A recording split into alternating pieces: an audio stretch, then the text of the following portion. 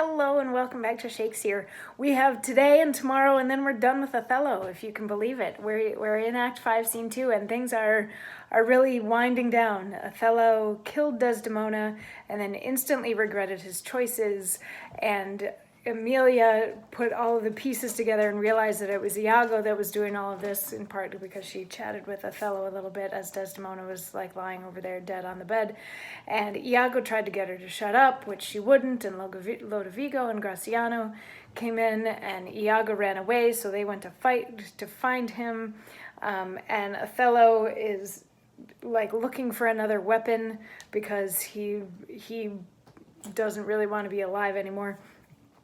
And Lodovico and Graciano and Iago and Cassio in a chair come back in. They've captured Iago and Cassio and Othello. It's kind of nice. They sort of get to make amends, and because Iago has confessed and they've all figured out that it was Iago that was doing all of this, and so Cassio knows that Othello had wanted him dead, and he's like, but why would you want me dead? And Othello's like, I was wrong, I was totally wrong, and I completely apologize for that.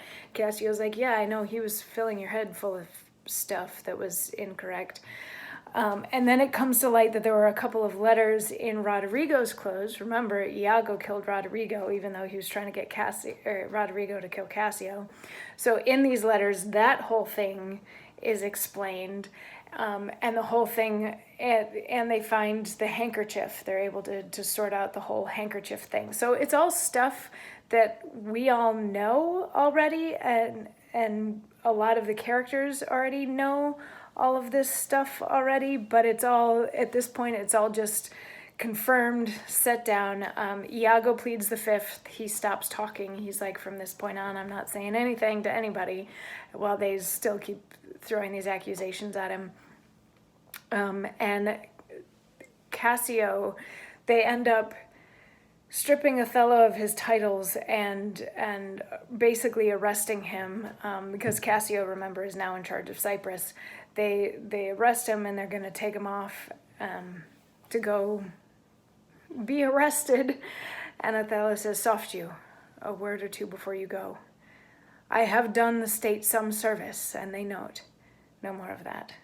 I pray you, in your letters, when you shall these unlucky deeds relate, speak of me as I am, nothing extenuate, nor set down aught in malice.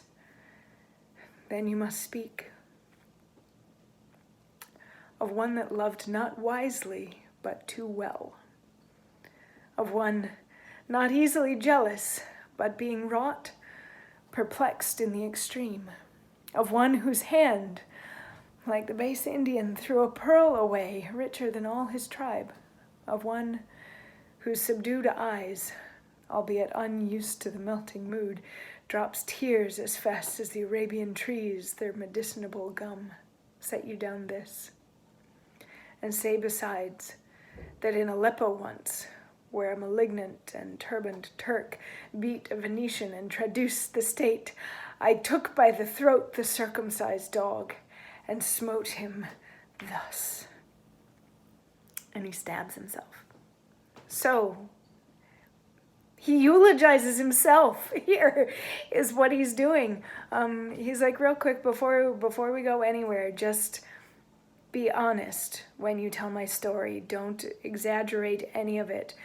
Write this down that it was because I loved her too much and I was dumb about it, and that I wasn't a jealous person, but things got out of hand and I made bad choices, and that I lost the love of my life. And even though I'm not this sort of man that cries, that I wept and wept and wept for her. And also tell everybody that a man such as myself killed a man such as myself, and he stabs himself, and they're like, ah, because they all knew that he was not in good headspace right now, but they didn't realize that he had been able to find another weapon.